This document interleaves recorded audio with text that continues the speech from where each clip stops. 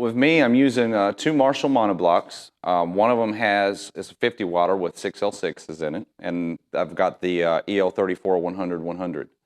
And right now, currently as a preamp, I'm using the old PV Rockmaster, and I think it's metal's best kept secret. It's got a really clean but yet dirty sound to it, if that makes any sense. I'm definitely interested in trying out some different pre's. I'm really interested in, like maybe an Engel or something I wanted to try. I want to try some different stuff, but that's pretty much what we use, Marshall stuff. And, Karl has a little bit different of a setup, but the Marshall cabinets, of course. Yeah, we also like to distribute our guitar signal with the radial J87 injectors. So that way you can power, Karl could power like 9 Marshall stacks if you wanted to with one guitar signal, and I could do the same. I could have a rack box full of monoblocks if I wanted to. It's a really good piece, and it doesn't do really anything to the signal. It's all Jensen Class A transformers, it really preserves your sound and gives you a drag knob too, so if you want a little boost out of it, you can even juice it a little bit. That's what I did. I was like, hey, that sounds good when it clips just a hair. The little clip lights, going just a little bit. It sounds great. I use the DSL 100 heads with a Roland GP8 for, well, really just so I can have the foot switch MIDI thing. And it controls like a little bit of EQ, a little bit of overdrive, and then straight in the front of the Marshall head, and then straight in the Marshall cabinet.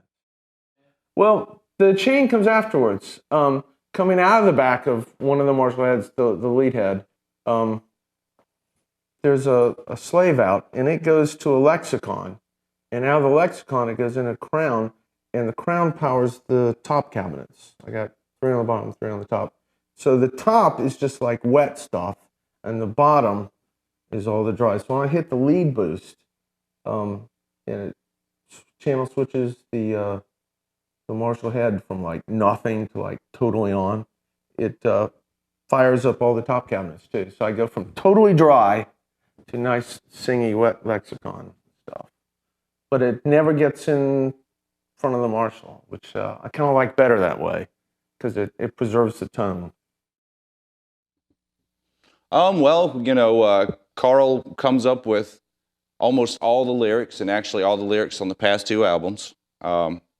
And basically we work from that, we work from that and formulate the ideas. There you go. There's what the song is. That's what it's about. This is what it's talking about. So we just got to make it sound like that, whatever the song's about. It kind of gives us a direction and an idea of what the hell to play, you know what I mean?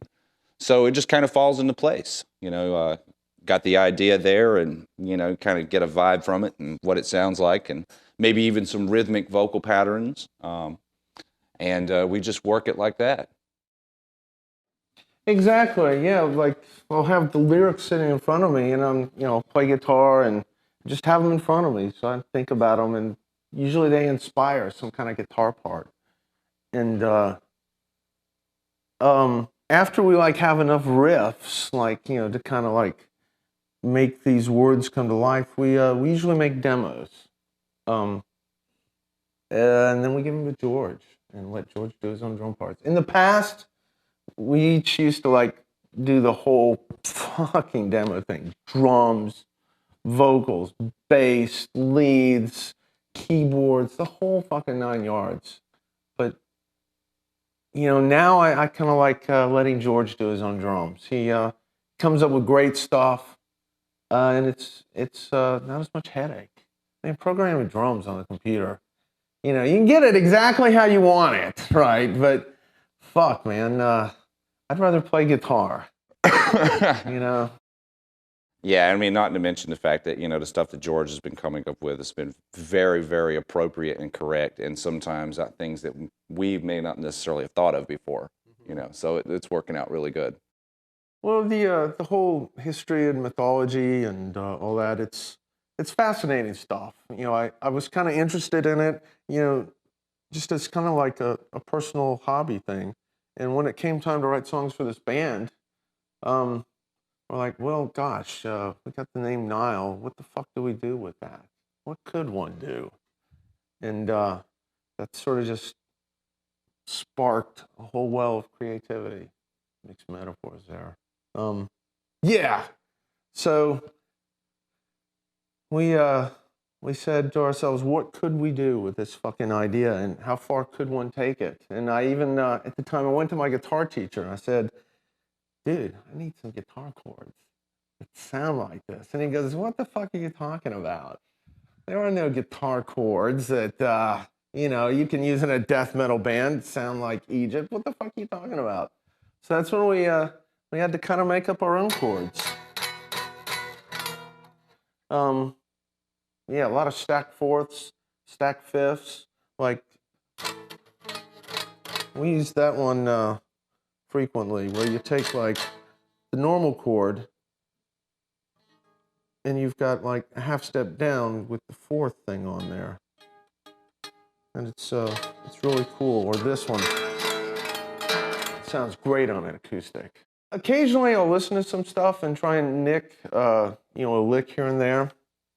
But it's real hard to like make like an oud translate into an electric guitar. That's the Glissentar works cool for that because it's fretless and you can really do some stuff. I also played the baglama saz. It's a long-necked Turkish lute, and a lot of the really cool Middle Eastern passages on the records are that. That's what you hear. It sounds like a jangly kind of bouzouki thing.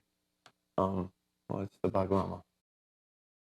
Well, I think with us, we care about the music and the art that we're giving people. I mean, we're not real big on necessarily image. I mean, we dress like normal, metal guys everywhere, But we wanted to make the music and the lyrics, the whole thing, be something worthwhile presenting. Like, this is enough to be interesting on its own without, being all pretty or whatever. We're not about that crap. We want to play, we want to make music, we want to give people something worthwhile.